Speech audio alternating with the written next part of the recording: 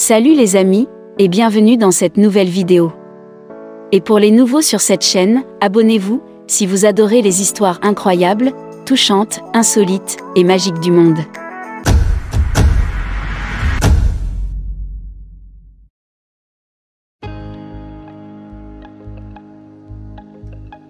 Si vous pensez que vous êtes un connaisseur en ce qui concerne les maladies humaines, alors peut-être l'histoire d'aujourd'hui vous amènera sûrement à la découverte d'une maladie presque inconnue par beaucoup de monde, et également que peu importe la maladie que vous avez, vous pouvez toujours avoir une vie normale. Constamment excitée, Amanda Grace peut avoir un orgasme incontrôlable jusqu'à 50 fois par jour après avoir souffert d'un trouble rare de l'excitation sexuelle persistante pendant plus d'une décennie. Vivre dans un état d'excitation permanente peut ne pas sembler une si mauvaise affaire pour beaucoup d'entre nous, mais pour Amanda Grace, 22 ans, ce n'est pas une question de rire.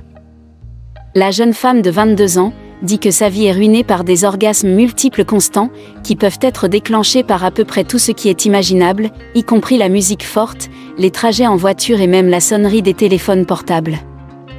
Et cela peut arriver absolument n'importe où, quand elle est avec ses amis, et même lorsqu'elle travaille comme vendeuse dans un magasin de produits pour bébés. La raison de ces attaques quotidiennes des orgasmes est une maladie rare connue sous le nom de syndrome d'excitation sexuelle persistante ou PGAD, qui s'est manifestée pour la première fois lorsque Grace n'avait que 8 ans. Et bien que le PSAS soit rare, il peut avoir un effet dévastateur sur la poignée de personnes qui en souffrent.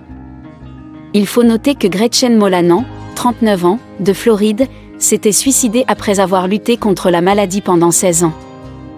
La nouvelle a été particulièrement difficile à encaisser pour Amanda, également originaire de Floride, qui doit parfois se masturber jusqu'à 15 fois en une journée pour se soulager. Elle a dit « Ce n'est pas agréable, on pourrait dire que c'est devenu une torture. Cette condition contrôle complètement votre vie, et c'est comme vivre un cauchemar. Je peux avoir 50 orgasmes en une journée et 5 ou 10 à moins d'une heure d'intervalle. Cela arrive quand je suis avec mes amis ou en public et c'est très embarrassant. Ça me tue à l'intérieur. Je dois juste sourire et prétendre que tout va bien.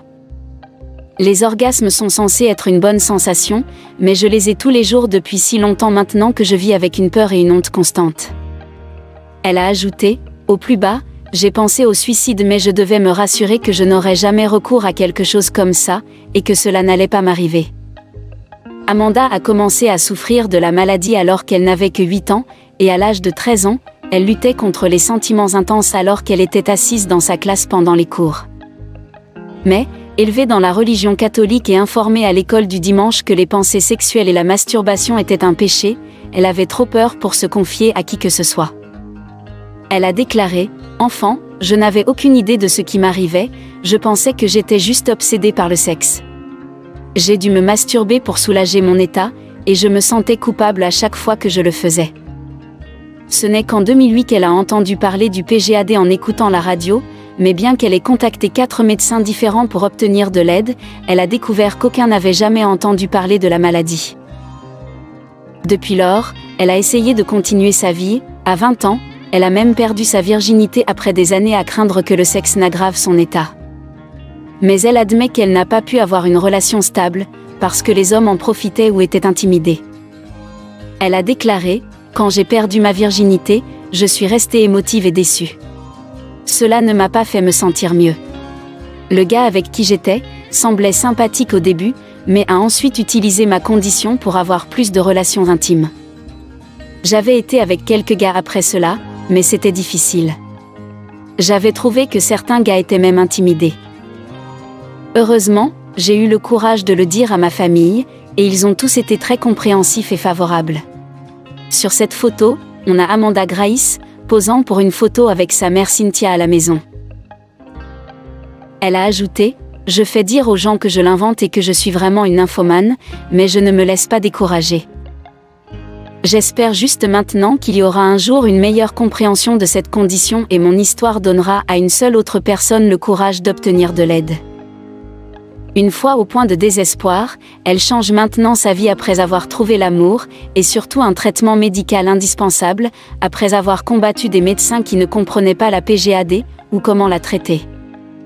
Amanda a déclaré « Depuis l'année dernière, je suis en quête d'en savoir plus sur cette condition.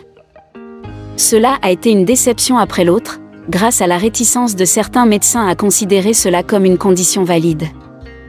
Mais après avoir pris contact avec le docteur Robert Eschenberg, expert en douleurs pelviennes, elle espère avoir trouvé un moyen de contrôler ses excitations. Mademoiselle Grace a déclaré: « Après avoir vu le docteur Eschenberg, j'ai découvert qu'il y avait des choses qui pouvaient réduire l'intensité des orgasmes, même s'ils sont toujours constants. Je prends des médicaments pour engourdir les zones, et je fais de l'exercice pour essayer de m'en occuper. Prendre le contrôle de la maladie plutôt que de me contrôler est un rêve devenu réalité. » Cependant, sous les ordres des médecins, Mademoiselle Grace et son petit ami Stuart Triplett, 24 ans, doivent s'abstenir de tout contact sexuel. Le couple s'est rencontré il y a 7 mois sur un site de rencontre. Et bien qu'elle ait déjà eu des relations intimes pour faire face lorsque ses symptômes étaient graves, elle doit maintenant rester célibataire. Elle a déclaré: « C'était difficile au début d'expliquer mon trouble à Stuart. Je ne savais pas quand était le bon moment ou comment il allait réagir. Mais il est tellement favorable, il comprend parfaitement et il est juste mon rock. Stuart m'a vraiment retenu en ce qui concerne l'intimité, il doit en fait me rappeler que nous n'avons pas le droit de faire quoi que ce soit. » Mademoiselle Grace avait rendu visite à la physiothérapeute Gina Parsoni à Clearwater, en Floride, qui a examiné comment son corps réagit à la maladie. Elle effectue également des exercices de méditation et d'étirement pour garder ces épisodes sous contrôle. Maintenant, Mademoiselle Grace et Monsieur Triplett espèrent emménager ensemble, et surtout planifier leur avenir. Il a dit: « Je suppose que vous pourriez dire que c'était le coup de foudre avec Amanda. Faire face à ces symptômes au début était une sorte de défi, parce que je ne savais pas trop comment l'aborder de la bonne façon. En ce qui concerne l'interdiction de rapport, c'était un peu difficile à gérer, mais j'ai réalisé qu'il était important pour sa santé qu'elle ne le fasse pas, alors j'ai pu m'abstenir aussi bien qu'elle. Je continuerai à faire tout ce que je peux pour la soutenir. » Amanda Grace a ajouté: « Cette dernière année a été incroyable. En rencontrant Stuart et le docteur Eschenberg, j'ai enfin l'impression que je vais avoir une vie plus normale, et éventuellement une vie sexuelle positive. » Qu'est-ce que le syndrome d'éveil génital persistant?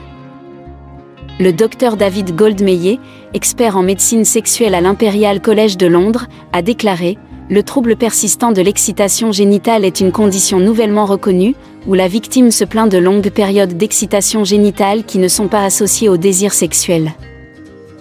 Les personnes souffrant de PGAD éprouvent une excitation génitale intrusive, non sollicitée et spontanée qui peut être implacable. Cette excitation peut persister pendant des heures, des jours ou même plus longtemps. Cela peut être très pénible pour une femme et malgré les tentatives de le soulager avec une activité sexuelle ou un orgasme, cela n'aide souvent pas ou peut aggraver les symptômes. L'excitation génitale spontanée est assez courante, mais ce sont les femmes qui ne peuvent pas contrôler l'excitation qui sont rares.